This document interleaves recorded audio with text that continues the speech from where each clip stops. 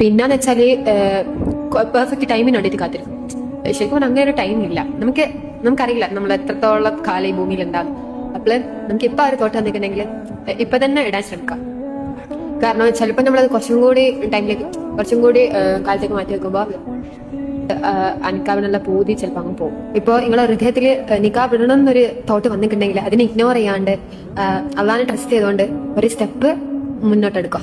നിങ്ങൾ ഫസ്റ്റ് തന്നെ നിക്കാബ് അങ്ങനെ പെർഫെക്റ്റ് ആയിട്ട് ഇടണമെന്നൊന്നും അങ്ങനെയൊന്നുമില്ല. ഇപ്പൊ ഒരു ദീനം എന്ന് പറയുന്നത് ഒരു ജേണിയാണ്. അപ്പൊ എല്ലാവർക്കും എല്ലാവരുടെ ടൈം ഉണ്ട്. പക്ഷെ അല്ല മെല്ലെ ഗ്രാജുവലി ഓരോന്ന് ഇമ്പ്രൂവ് ചെയ്ത് വരിക. ഈ വീഡിയോയുടെ കമന്റ് ബോക്സ് കണ്ടപ്പോഴാണ് എന്നെ ഒന്നുകൂടെ അത്ഭുതപ്പെടുത്തിയത്. ഈ കൊച്ചൊന്നാതെ മതം പഠിച്ച് തലയ്ക്ക് ഭ്രാന്തായി പോയതാ. അതുകൊണ്ടാണ് അത് ഈ ഒരു വേഷത്തിൽ നടക്കുന്നത്.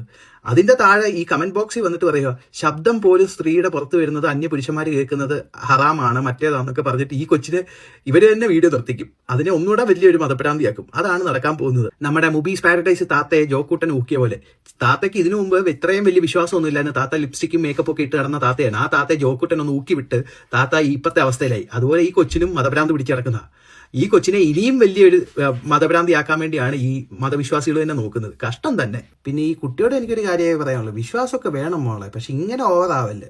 സ്വന്തം ജീവിതം ആ ജീവിതത്തിന്റെ കുറച്ചൊക്കെ ഒരു ആസ്വദിക്കാൻ കൊടുക്കുക, അല്ലാതെ ഇങ്ങനെ മതം തലക്കി പിടിച്ച് പ്രാന്തായി നടക്കരുത്.